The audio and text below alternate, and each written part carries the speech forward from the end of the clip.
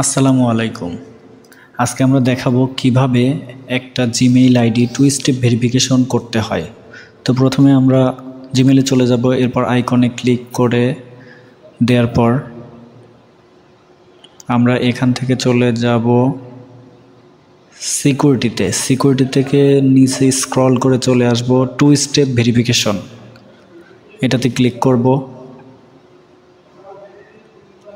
এখান থেকে আমরা অ্যাড ফোন নাম্বার দিয়ে নিব। প্রথমে এখানে কান্ট্রি কোডটা সিলেক্ট করতে হবে, বাংলাদেশের ক্ষেত্রে বাংলাদেশের কান্ট্রি কোড দিতে হবে। এবার একটা ভ্যালিড ফোন নাম্বার দিতে হবে,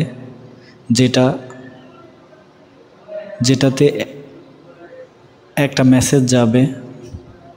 ওই কোডটা নিয়ে আমাদের জিমেইলে বসাই ভেরিফাই করে নিতে হবে।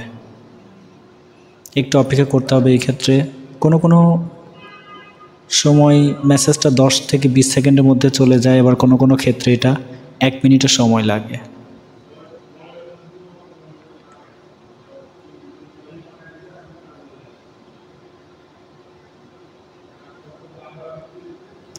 তো আমরা দেখতে পাচ্ছি কোডটা চলে যাচ্ছে। অলরেডি কোডটা পেয়ে গেছি আমরা, তো কোডটা বসায় দিলাম। নেক্সট। এখন কিন্তু অলরেডি আমাদের টু স্টেপ ভেরিফিকেশন হয়ে গেছে।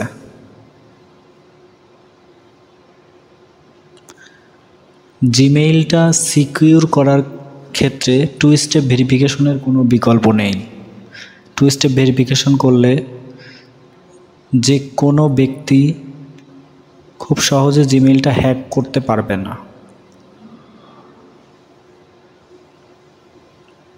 জিমেইলকে সিকিউর করার জন্য টু স্টেপ ভেরিফিকেশন আমাদের প্রত্যেকের জিমেইলে করে নেওয়া উচিত, যার ফলে মোবাইলের জিমেইলের পাসওয়ার্ডটা যদি কখনো হ্যাক হয়েও যায়, তারপরেও কেউ জিমেইল আইডি লগ ইন করতে পারবে না।